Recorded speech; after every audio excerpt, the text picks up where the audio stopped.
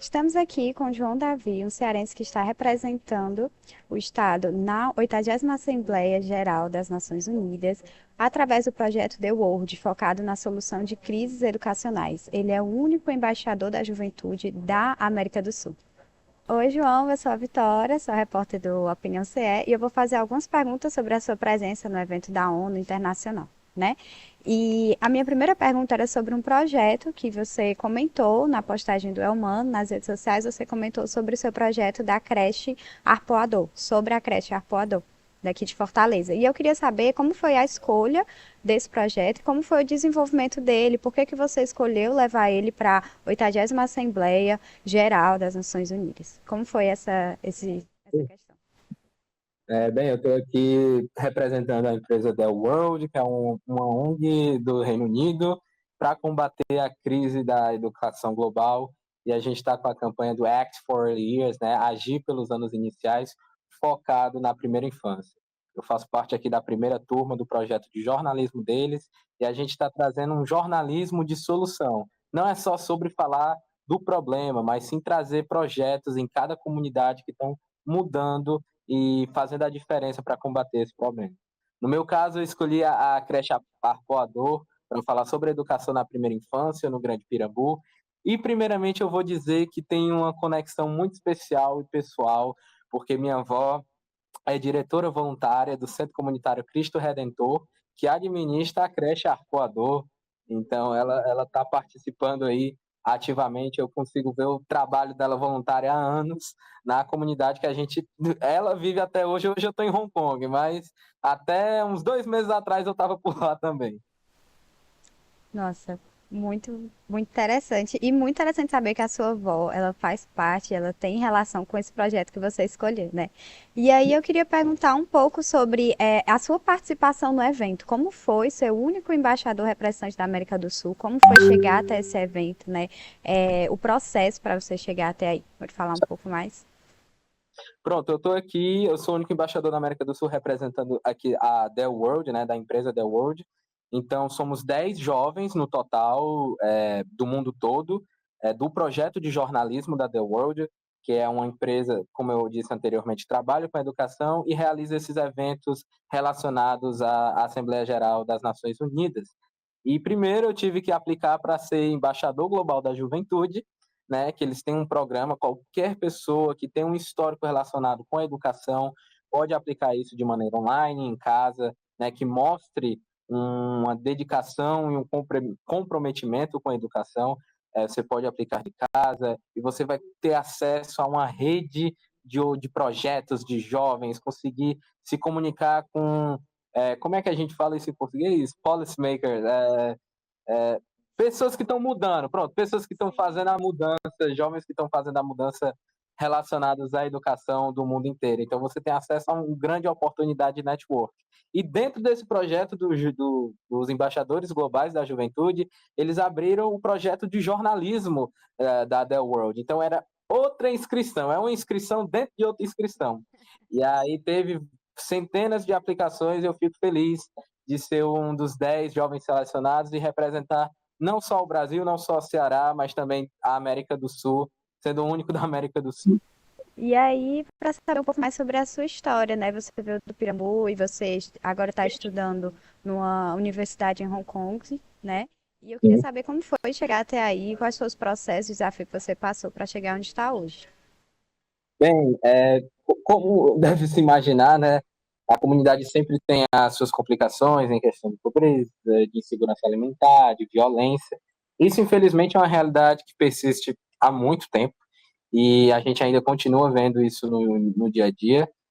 E eu tive alguns problemas, perdi infelizmente meu pai aos 7 anos, por conta de dependência química, também relacionado ao acesso às drogas e à violência que a comunidade infelizmente ainda oferece. Isso é um problema que a gente deve tentar reverter justamente por meio da educação. Mas quando pequeno eu fui aprovado aos 6 anos no Colégio Militar do Corpo de Bombeiros, ali no bairro da Jacarecanga, e aí estudei até o nono ano. Durante essa trajetória no Colégio dos Bombeiros, eu fiz parte de alguns programas de jornalismo, como correspondente escolar do Povo Educação. Então, pude gravar documentário, podcast, escrever uns textos, ter essa rápida experiência no jornalismo e também me desenvolvi nas Olimpíadas Científicas, o que me fez conquistar uma aprovação também na ONG Primeira Chance, que apoiou meus estudos durante o ensino médio, e eu virei bolsista da Organização Educacional Farias Brito nas turmas avançadas ITI. Nossa, muito, uma longa trajetória, um longo currículo, né? Não, isso foi aí durante o ensino médio, é aquilo, o cearense é arretado, né? Atrevido, como diz. A gente tem que ter essa noção de buscar o sim sempre. O não a gente já tem. Então, quando eu falo com os jovens o que é que me trouxe até aqui, eu sempre digo que a resiliência e a comunicação, porque eu estou aqui sem um bacharelado, por exemplo, eu passei nesse projeto sem mesmo estar na faculdade, eu estava no ensino médio quando eu estava produzindo as histórias, não tinha até tinha uma aprovação na universidade, mas não era o que eu queria, porque eu estava querendo estudar no exterior. Então, durante o ensino médio, eu me desenvolvi mais ainda nas Olimpíadas Científicas, consegui participar de projetos relacionados à educação, já dei palestra em escola pública, falando sobre Olimpíadas Científicas, tem um projeto chamado Pitagóricos, que a gente ajuda estudantes de baixa renda a se preparar para Olimpíadas Científicas, consegui parceria com o INESP, que é um instituto, parte da Assembleia Legislativa do Ceará, onde anualmente a gente lança um e-book, Questões Comentadas de Olimpíadas Científicas, para preparar os estudantes, principalmente de escola pública, a terem esse acesso. E também tive a oportunidade de participar em projetos da Academia Jovem de Letras e ajudar no último projeto da Academia Cearense de Letras, o Educando para a Cultura, trazendo a literatura, o hábito da leitura e também um pouco de conhecimento literário local por meio do debate do livro de Heróis e Covardes, Todos Temos um Pouco, da doutora Greciane Cordeiro. Então, tudo isso foi o que eu estava fazendo. E você está falando da questão da educação. Como foi que a educação cearense fez parte da tua história? Qual você acha que foi a influência da educação cearense na sua vida?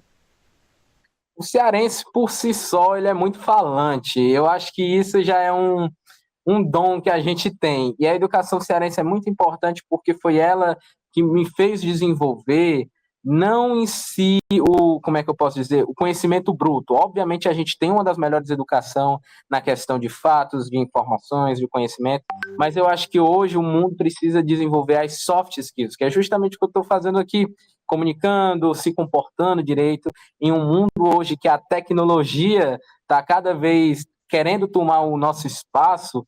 Investir nesses valores humanos, eu acredito que esse seja o diferencial. E voltando um pouquinho mais sobre o seu projeto, o The World, ele tem esse foco nas questões das crises climáticas, e eu queria saber se você sempre teve Não, interesse. crise climática não, crise educacional. Crise educacional, exatamente, perdão a fala, das crises educacionais. E eu queria saber se você sempre teve interesse por essa temática. Você já falou um pouco sobre isso, né? Porque desde o ensino médio você se interessou por isso, foi algo que você sempre gostou de tratar dessas questões educacionais no mundo, um pouco mais sobre isso.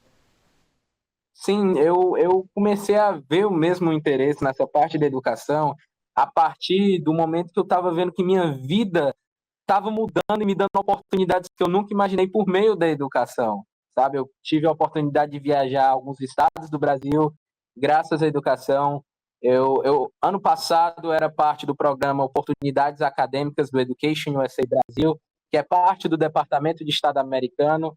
Fiz as minhas aplicações para universidades americanas, elas foram custeadas e tive a oportunidade de visitar Brasília também. E tudo isso graças à educação, graças ao estudo. Então, quanto mais eu puder incentivar aos jovens a irem nesse caminho da educação para mudarem a realidade, eu vou incentivar. Eu tenho um sonho de algum dia criar um instituto, voltar ao Ceará para dar oportunidade, entendeu? Principalmente à nossa comunidade, porque muitas vezes na rede pública de ensino, ou mesmo nas nossas comunidades, a gente vê vários estudantes com baixas expectativas de futuro, né? Como é que eu posso dizer? Se conformando com o que as estatísticas sociais, né?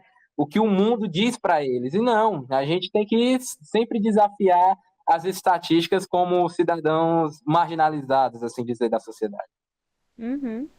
E a gente já entra no que eu ia lhe perguntar também, é justamente esse seu pensamento e essa sua ideia com relação às oportunidades, né? Que nem sempre a gente vai ter as mesmas oportunidades, mas qual de uma forma resumida, sintetizada, o seu pensamento com relação a isso? Aqui na octava. Peraí, vou voltar que eu me buguei. Aqui, durante os eventos da Assembleia Geral das Nações Unidas, tem se falado muito em AI literacy, ou seja, a alfabetização de inteligência artificial. E é muito complicado a gente falar sobre isso, principalmente na nossa realidade, porque a gente vê tantas crianças fora da escola, né, não tem acesso à educação básica, e você já quer ensinar IA nas escolas, a gente primeiro precisa responder a esse problema dessa crise que a gente enfrenta. O Brasil melhorou muito ao longo dos anos, mas infelizmente ainda tem um número que a gente precisa tomar cuidado, e isso piora muito essa relação quando a gente pensa nas crianças que precisam de uma educação especial, né? Tem um acesso menor a essas oportunidades. Então, eu estou tendo um evento agora justamente que todos significam todos, e a gente precisa garantir que toda criança tenha o direito de estudar, tenha o direito a essas oportunidades, porque é só assim que elas podem se desenvolver, não apenas pegar o conhecimento bruto, o papel, a informação, mas se desenvolver como profissional, assim como o que a gente chama de soft skills, as comunicações, as posições, de se desenvolver para o mercado de trabalho. Então, eu acredito que é muito importante a gente garantir o acesso à educação a todas as crianças. É um direito que a gente deve ter.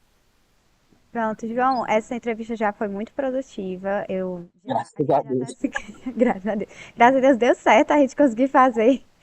E eu queria saber se você tem apenas alguma fala final, alguma coisa que você queria acrescentar, ou se não, a gente já pode Ok, encerrar por aqui. eu vou dizer. Eu acredito que se eu pudesse falar uma fase final não desistam. Tenham resiliência para encarar todos os desafios, sejam pessoais, sejam acadêmicos.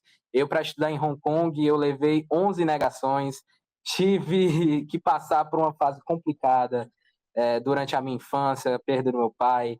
E os desafios só me moldaram a aprender que a vida nos reserva outras surpresas. Então, não desistam e tentem sempre, persistam nos seus sonhos.